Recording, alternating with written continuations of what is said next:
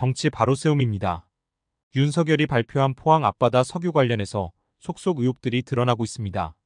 포항 영일만 석유 탐사 영역인 동해 6-1 광구와 8광구에 대해 검증된 글로벌 에너지 탐사 업체인 호주의 우드사이드라는 회사는 이미 2007년부터 한국석유공사와 공동 탐사를 진행해 왔습니다.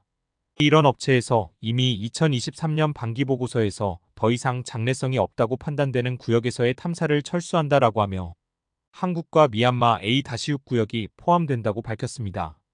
참고로 우드사이드라는 회사는 호주의 주요 에너지 회사로 세계적인 천연가스 생산업체이며 약 5,000명 정도의 직원을 보유한 기업입니다. 이런 회사에서 2007년부터 2023년까지 16년간 검토하고 탐사를 진행해 오다가 더 이상 잠재성, 즉 경제성 및 개발성이 없다고 하면서 철수를 한 동의 탐사라는 겁니다. 그런데 그 자리를 윤석열이 말하는 세계적 기업이라 포장한 액트지오라는 회사가 들어온 겁니다. 그럼 액트지오라는 회사는 어떤 회사냐 하면 이미 이전 영상에서 밝혀드렸지만 다시 설명드리겠습니다. 액트지오라는 회사는 지질 관련 컨설팅을 하는 소규모 회사입니다. 해당 회사 주소는 작은 개인주택이며 그마저도 다른 사람에게 임대된 상태입니다. 이 액트지오라는 회사의 연매출은 35,000불 정도입니다. 하나로 약 3,800만원 정도입니다. 아브레우가 과거 앱슨모빌이라는 석유회사에 퇴사 후 2016년에 액트지오라는 컨설팅 업체를 설립합니다. 그러면서 자기들은 다양한 전문가들이 프로젝트 단위로 협업하는 구조라 직원이 많지 않다고 합니다.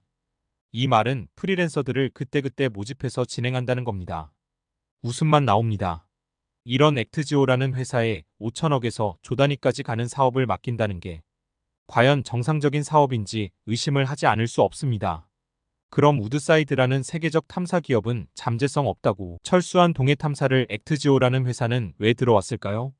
우드사이드가 찾지 못한 뭔가를 찾은 건가요? 아니면 석유개발이라는 눈먼 세금을 빼먹으려는 누군가의 작업일까요? 의혹의 꼬리는 이어집니다. 영상 끝까지 시청 부탁드립니다. 현재 모든 국정운영 회의를 주최하는 게 누구입니까? 바로 한덕수 총리입니다. 윤석열 바지 사장은 매일 술 처먹고 출근도 늦게 하고 아예 출근도 하지 않는 날이 다반사입니다. 그러다 보니 국무회의를 주관하고 모든 보고를 받는 사람은 한덕수 총리입니다. 그런데 이 한덕수 총리의 과거 이런 보도자료가 나옵니다. 과거 통상산업부 차관 당시 세계적 석유회사인 엑슨모빌의 자회사로부터 월세를 1억 4천만 원을 받았다. 라는 보도가 있습니다. 모빌 자회사와 가스공사와의 용역계약을 체결하면서 한덕수 총리에 대한 의혹이 불거졌었습니다. 그런데 추가로 올해 1월 국정원장으로 임명된 조태용도 엑손모빌에서의 임대료 대납 의혹이 있었습니다. 액트지오와 한덕수 그리고 조태용까지 이어지는 공통단어는 엑손모빌이라는 미국의 최대 정유회사 엑손모빌과 이어집니다. 액트지오의 아브레오는 엑손모빌 출신이고 한덕수와 조태용은 엑손모빌의 자회사와 엑손모빌 자체로부터 매월 임대료라는 명목으로 커미션으로 의심되는 돈을 받아왔다는 겁니다. 이미 과거 MB 이명박과 박근혜를 거쳐 문재인 정권까지 진행되어 온 호주의 우드사이드라는 회사가 더 이상 탐사를 진행할 잠재력이 없다. 라고 발표 후 철수했습니다.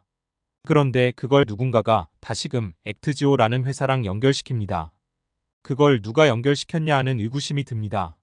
이렇게 이슈가 커지면서 관련자들은 지금 당황했을 겁니다. 그동안 술만 처먹고 국정 운영에 대해 신경도 안 쓰던 윤석열이 갑자기 튀어나와서 발표를 하는 바람에 조용히 수백억에서 천억 단위까지 빼먹을 기회를 만들고 있었는데 윤석열의 발표로 급하게 액트지오의 아브레오를 불러들여 뭐라도 설명하게 해서 이번 석유 탐사의 정당성을 만들려고 급하게 불러들인 게 아닌가 하는 의심을 하게 만든 겁니다. 그러다 보니 어라하는 의구심이 꼬리에 꼬리를 물기 시작하면서 한덕수와 조태응이 엑손모빌이라는 미국 거대 석유회사에서 임대료라는 명목으로 커미션과 리베이트로 의심되는 자금을 계속 받아온 사실까지 확인됩니다. 그럼 여기서 무엇을 더 검증해야 하냐 하면 지금 산자부와 한국석유공사의 과거 MB 정권 때 있었던 인물들을 필터링 해봐야 합니다. 그들이 아마도 중간 로비스트로 액트지오라는 회사를 연결시켰을 의심을 가지게 합니다. 홍익표 민주당 전 의원은 조태응 국정원장 인사검증 당시 이렇게 말합니다. 미국 기업들이 우리나라의 고위 관료와 정관들을 골라서 주택을 임대하는 방식으로 임대료를 지급한 것은 사회 통념상 흔한 일이라고 볼 수는 없다. 이런 방식이 미국 기업과 우리나라 고위층 사이에 만연한 관리 수단은 아닌지 확인해 볼 필요가 있으며 조 후보자는 이를 제대로 소명하지 못하면 국정원장으로 임명돼서는 안 된다고 말했습니다. 자, 여기까지가 현재 드러난 사실을 기반으로 한 내용입니다. 산유국되면 좋습니다. 그러나 현재 전 세계적으로 재생에너지를 사용하는 방향으로 가는 추세입니다. 그런데 실제 석유 시추가 성공해서 그걸 상업화까지 하는 시간은 약 10년 정도 걸립니다.